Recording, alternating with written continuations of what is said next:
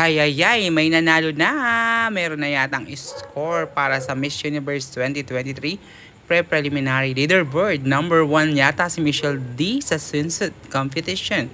Philippines got 0.9875. Then Puerto Rico, followed by Venezuela, followed by Mexico, followed by South Africa, Australia, Colombia, Vietnam, USA, Albania, Great Britain, Malta, Ecuador, Thailand, Curaçao, Jamaica, Spain, Kenya, India, and Denmark.